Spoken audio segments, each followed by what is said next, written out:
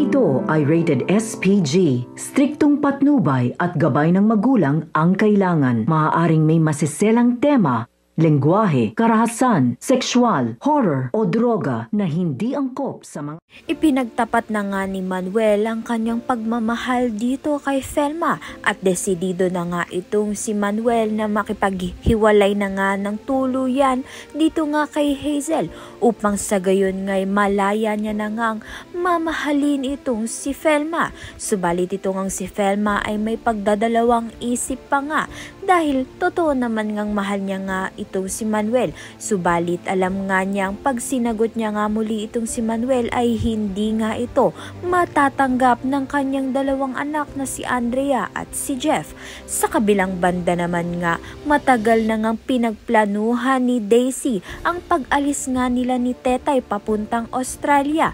Kaya naman nga't umalis nga sila nang walang pasabi dito nga kay Jeff. Subalit ito ngang si Jeff ay laking gulat nga nang iwan nga siya ng kanyang mag-ina. Kaya naman nga't nang matawagan niya nga itong si Tetay, mangiyak-ngiyak nga itong si Tetay dahil ayaw nga niyang mawalay sa kanyang ama. Subalit ito ngang si Daisy ay desidido na ngang bigyan ng mabuting buhay ito ngang si Tetay sa Australia. Kaya naman nga't yan at iba pa ang dapat nating pakaabangan. Maraming salamat sa iyong panonood.